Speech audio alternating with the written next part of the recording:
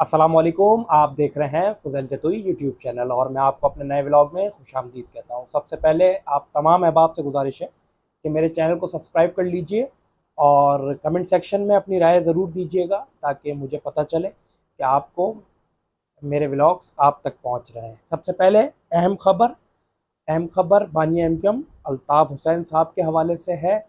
अल्ताफ़ हुसैन साहब के जो केसेस चल रहे हैं, जो आफ्ताब बकई जिन्होंने पटिशन दायर की थी अल्ताफ़ हुसैन की पाबंदी के हवाले से, क्योंकि अल्ताफ़ हुसैन की जो कि पाबंदी उनकी तहरीर पर, उनकी तकरीर पर, उनकी तस्वीर पर जो पाबंदी है, उसके हवाले से उन्होंने पटिशन दायर की थी सिंध हाई कोर्ट में और उसकी समाअत हुई 12 अप्रैल वाले दिन। सबसे पहले ये एक हैरानकुन बात है कि समाअत तो हुई, क्योंकि इससे कबल समाअत से पहले ही मुलतवी की जा रही थी। समाअत समाअत करने से पहले ही मुलतवी किया जा रहा था। खैर, आफ्ताब बकई साहब की chief justice of Sindh high court और जस्टिस यूसुफ साहब, ये दो जज साहिबान थे। आफ्ताब बकई साहब की जो पटिशन थी, उन्होंने बोला कि जज साहब ने पूछा भाई पाबंदी क्यों है और किस हवाले से है और किसने लगाई है। तो आफ्ताब बकई ने कहा कि लाहौर हाई कोर्ट ने ये पाबंदी आयद की थी 2016 में, जबकि पैमरा ने तो 2015 में ही पाबंदी लगा दी थी। पैमरा ने 2015 में लगा दी थी पाबंदी। और फिर आफ्ताब बकई ने कहा कि अल्ताफ़ हुसैन के करोड़ों फॉलोवर्स हैं और अल्ताफ़ हुसैन सिंध के बेटे हैं और लोग उनको सुनना चाहते हैं। दूसरे लीडरान को जब सियासत करने का हक दिया जाता है इस मुल्क में, तो इनको भी देना चाहिए। तो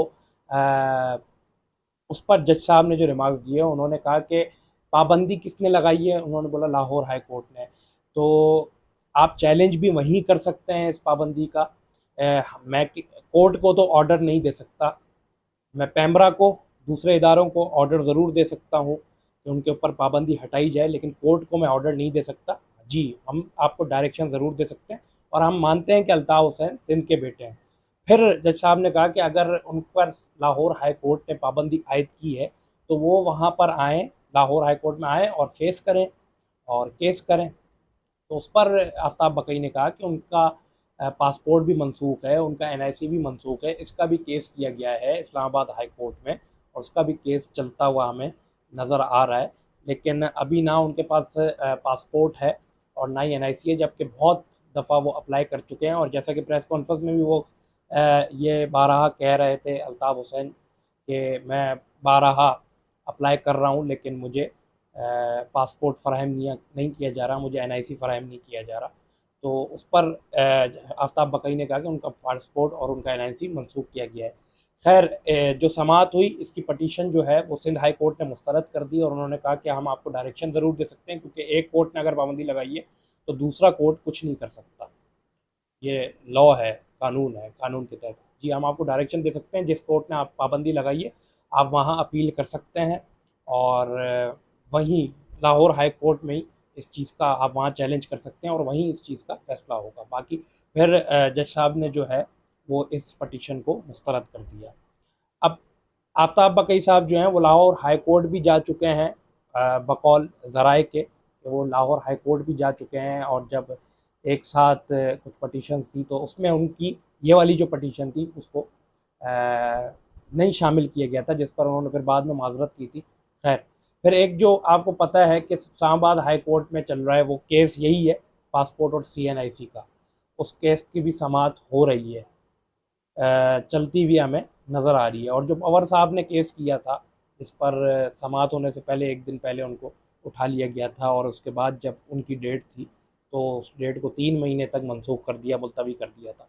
तो आज की जो पटिशन थी सिंध हाई कोर्ट में आफ्ताब बकई की जानिब से, जो कि सऊदी अरब में बैंकर थे, फिर 2018 में वो जब पाकिस्तान आए तो उनको पता चला कि अल्ताफ़ हुसैन पर पाबंदी है, तो उन्होंने फिर अदालत का रुख किया और पहली जो उनकी समाअत हुई थी तो उन्होंने कहा था कि आपके पास डॉक्यूमेंट्स मौजूद हैं, वो जो जिस केस को आप चैलेंज करना चाह रहे हैं या जिस केस पर आप बताना चाह रहे हैं, तो उन्होंने कहा था मेरे पास डॉक्यूमेंट नहीं है, मुझे तारीख दी जाए, मैं अगले समाअत पर जो है वो मैं शो करूँगा अदालत को सारे डॉक्यूमेंट्स। तो 12 अप्रैल वाले दिन अदलिया की जानिब से इस समाअत समाअत हुई और फिर मुस्तरद कर दी इनकी पटिशन और उन्होंने यही कहा कि हम कोर्ट को तो ऑर्डर नहीं दे सकते, बाकी इदारों को हम ज़रूर, पैमरा को और दूसरे इदारों को हम नोटिस ज़रूर दे सकते हैं, लेकिन कोर्ट को हम नोटिस नहीं दे सकते। तो आप लाहौर हाई कोर्ट का ही रुजू करें, डायरेक्शन ज़रूर दे सकते हैं। तो ये अल्ताफ़ हुसैन साहब का जो केस है उसके हवाले से अहम अपडेट थी। अब हम बात करते हैं आगे कि वज़ीर आज़म नाअहल हो गए हैं पाकिस्तान के नहीं, आज़ाद कश्मीर के। और इस बात पर नाअहल किया गया है कि वो अपने बयानों में अदलिया के ऊपर कीचड़ उछालते हुए नज़र आ रहे थे, मोअज़्ज़ज़ अदलिया को तनकीद का निशाना बना रहे थे, जिसकी बिना पर उनको नाअहल करार दे दिया गया है, जिस पर वो उन्होंने माफ़ी भी मांग चुके हैं, फिर उनको 15 दिन का टाइम दिया गया है। तो ये सारे मामलात हैं। अब जल्दी जल्दी चलते हैं क्योंकि व्लॉग छोटा सा छोटा हो और ख़बरें ही ख़बरें हों तो ये अच्छा रहता है। और आप लोगों से फिर गुजारिश है कि मेरे चैनल को सब्सक्राइब ज़रूर कीजिए, कमेंट सेक्शन में अपनी राय ज़रूर दीजिए। आपकी सपोर्ट की मुझ हकीर को बहुत ज़रूरत है। शाह फैसल कॉलोनी में एक बोसीदा दीवार गिर गई। वो दीवार किसकी थी? स्कूल की थी। दीवार जहाँ गिरी वहाँ गाड़ियाँ खड़ी हुई थी। शहरियों का पहले ही शहरी महंगाई के सबब शदीद तंग आ चुके हैं, फिर इनके ऊपर ऐसी आफतें आए तो वो फिर कहाँ जाएंगे? उनकी गाड़ियाँ खड़ी थी। वो दीवार जो है वो बल्दिया का स्कूल है, गवर्नमेंट स्कूल है, उसकी दीवार बोसीदा थी, वो गिर गई। और वज़ीर बल्दियात शाह साहब हैं और पीपल्स पार्टी है कि आप ख़ुद अंदाज़ा लगा सकते हैं जब स्कूलों का ये हाल है तो तालीम का क्या होगा। गवर्नमेंट स्कूल के टीचर्स घर बैठे बैठे तनख्वाहें खाते हुए आपको नज़र आते होंगे।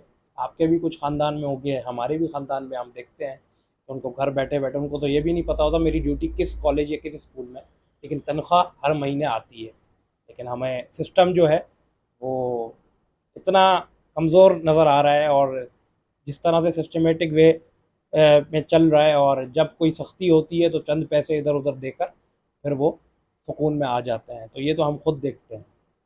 बहरहाल वारदातों में इजाफा होता जा रहा है, शहरियों को लूटा जा रहा है। आईजी सिंध खामोश तमाशाई है। कामरान टिसोरी पर जो एफआईआर हुई थी बदीन में बाइक चोरी की, और जिसने एफआईआर करवाई थी, आज जब कामरान टिसोरी गवर्नर है तो उसी शख्स पर 3 सफ़ीना होता है, सफ़ीना छालिया होती है तंबाकू वाली, 3 सफ़ीना के उस पर आईजी सिंध का गाँव है जहाँ एफआईआर हुई है, तो वहाँ उनके ऊपर एफआईआर की गई है। अब उस पर सहाफ़ियों का सवाल है और सिविल सोसाइटी ये कह रही है कि आईजी सिंध जो है वो सरपरस्त आला है पुलिस का, लेकिन आईजी सिंध अगर अपने फ़ैसले ख़ुद करे तो बेहतर है। किसी के आशीर्वाद के लिए ये जो काम किया जा रहा है वो गलत है। 3 सफ़ीना पर केस उसी पर जिस पर कामरान टिसोरी बाइक चोरी का केस जिसने करवाया था उसका। और कामरान टिसोरी अभी आपको पता है कि पावरफुल शख्सियत है, गवर्नर है सिंध के, कुछ भी कर सकते हैं। सोने को सोना, चांदी को चांदी कर सकते हैं, ये पावर रखते हैं, तो वो इस चीज़ का भी बदला ले रहे हैं भरपूर तौर पर। तो ये सारे मामलात हैं। कराची मरदमशुमारी का मामला वहीं का वहीं अटकाया। इस दफ़ा भी कराची वालों को लॉलीपॉप दे दिया गया। 2 करोड़ भी क्या, अब तो 1.5 करोड़ गिनना भी बहुत मुश्किल है। और ट्रेंड चल रहे हैं ट्विटर पर, फेसबुक पर, दूसरे सोशल मीडिया टूल्स पर कि हमें भी गिनो, हम भी इंसान हैं। इस तरह के ट्रेंड हमें चल रहे हैं। मरदमशुमारी नामंजूर, ज़ाती मफादात हासिल करना चाह रहे हैं कुछ लोग, और जो स्टेक होल्डर्स हैं, जो वोटर्स के अमानतदार हैं, शहरियों के हकूक़ के अमानतदार हैं, वो हमें मुजरमाना खामोशी रखे हुए नज़र आ रहे हैं। आज का व्लॉग इतना ही था। कमेंट सेक्शन में अपनी राय ज़रूर दीजिए, मेरे चैनल को सब्सक्राइब कीजिए। फिर किसी दूसरे व्लॉग में आपसे मुलाकात होगी। रमज़ान मुबारक का बाबरकत महीना है, रूटीन थोड़ी सी आउट है। कोशिश करता हूँ कि रोज़ एक दफ़ा आप लोगों से बराह रास्त मुखातिब हूँ, कोशिश ज़रूर रहती है। तो आप लोगों की सपोर्ट की बेहद ज़रूरत है। अपना बहुत सारा ख्याल रखिए। अल्लाह हाफ़िज़।